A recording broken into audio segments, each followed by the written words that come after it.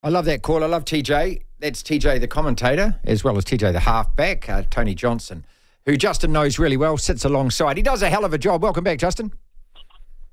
Yeah, thanks very much, Marty. No, he certainly does. Been around doing commentary for a long period of time and, certainly very good at what he does. 81 Test veteran of the All Blacks. So you've had a couple of days to sit and think about this now. That first 40 minutes of rugby, I mean, it was flawless, wasn't it? Yeah, it was, and it needed to be. To be fair, I felt that I was very worried about Argentina, and if they could unsettle the All Blacks again, and then that burden or that expectation of continuing the winning streak brings its own sort of pressure. And then if Argentina were allowed to grow into the game, but they completely shut them out in the opening 10 minutes, their energy, their tempo, and like you said, how clinical they were. It didn't give Argentina a chance at all. And equally, I think of the emotional highs of the week before, the minute that they denied them any front foot ball, pinned them in their own half, got turnovers, forced them into errors, and then started bullying them in the scrum, Argentina just simply dropped their lip because the All Blacks were just way better than them on the night. In those kind of conditions, okay, so there's a bit to unpack from that. But what you're just saying there is front foot ball, pinning them down territory, using the ball that we had, being sensible with it. All of this is just Test match rugby 101, Justin. Yeah, it is. And they did that with real purpose and intent. And equally, physically they were up for the challenge. And that was always going to be the case because they were off the week before. And, that would have been very much drilled into them during the week. But I think for all of that passion and desire and energy and tempo that you bring, you've got to have a clear head as well. And then they operated with a really precise game plan in those types of conditions, which were much different to Wellington, where the ball's a lot slipperier and territory is paramount. The All Blacks executed much, much better. The week before, I think we were critical of New Zealand's kicking game. Well, Argentina's kicking game was nowhere near the level the All Blacks was. Really interesting that they had a variation of kickers as well. And again, they just came in with a really good mindset, a very good plan, and they basically did execute it, particularly in that first half, to perfection. If I can be a Grinch here, I have to because that's who I am, right? And look, but I love the performance. Obviously, in the second half, it's going to get really messy and mucky, and you're never going to replicate that 40 minutes. But at the same time, I just don't want to go all goo gaga la la over this because a week before we conceded 38 points and 4 tries against them, and we should have beaten this team 2-0. We should have. Yeah, absolutely, we should have. And I said to you last week that what we can't do is bring the past back. We cannot bring back the damage to the jersey in Wellington that Argentina inflicted on us. Look, the fact that they were saying, hey, look, the good thing about rugby is we've got another week, well, that's not relevant. What was relevant was the now, and they failed in the now. There was no doubt there was going to be a response, but there shouldn't need to be that necessity. Like, there shouldn't need to be, oh, well, we can put it right next week. Like, the week before was the important week. And if you drop the ball, then you've got to live with that.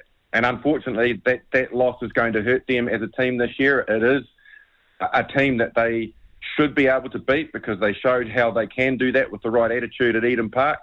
But when it comes to correlating the wins and losses ratio at the end of the year on a very tough test calendar, 15 test matches, and, 5 of them against the top 5 teams in the world, that one's going to hurt them because it's one they should have banked. And so I absolutely agree with you. Yeah, great that we turned it around, but yes, it should have been 2-0. And they have to live with the fact that that's not the case anymore. But in that lies an opportunity, ambition, the desire, the chance to go out and put that loss into perspective by beating teams that are better than Argentina in the world. Yeah, and that starts obviously in Joburg and then goes on to Durban. Yeah. Let's just park that for a second. We've been talking a long time, and we've known each other through the kind of microphone thing for a long, long time. When Radio Sports started, Justin, in 1998, the All Blacks lost 5 test matches that year. You know, because you were coming back from your Achilles injury and all of that kind of thing.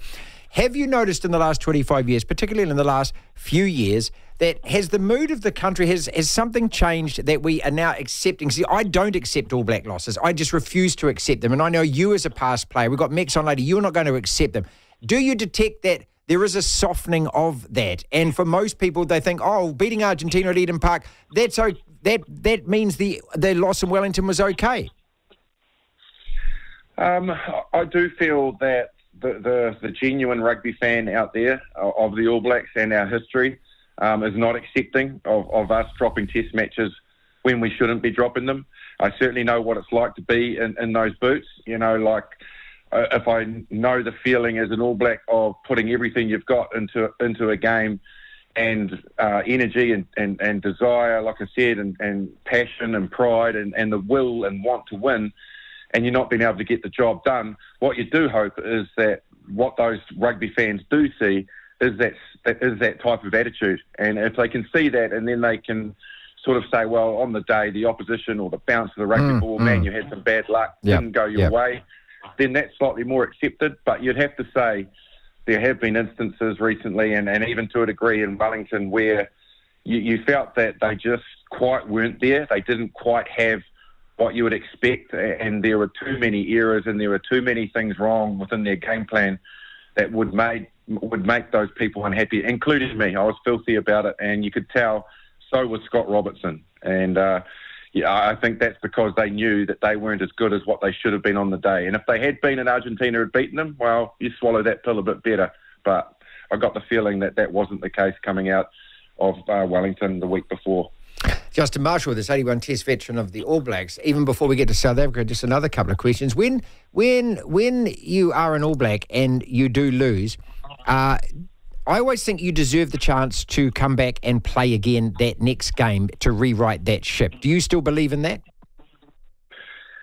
Well, I think you roll the dice, Marty. I'd like to think that opportunity is given if it's justified. But at the end of the day, if you button off in an All Black jersey, we have such competitiveness for that jersey that if you have a poor game and you back that up with another poor game, then obviously you are not going to get that opportunity to right the wrongs. That was certainly the case for some of the players involved in Wellington, with a few strategic changes made and opportunities given to others. So I think probably if you do go out there and you are part of a side that hasn't played well and has underperformed and lost a test match, but yet you yourself individually within that 23 have let the side down or haven't played well, then you've got to live with that. And that's that expectation, Marty. That's the responsibility of wearing that jersey. And if you don't wear it correctly and don't perform in it, we have so much talent in this country just wanting to put that jersey on and get their opportunity. So at your peril, do you button off too much?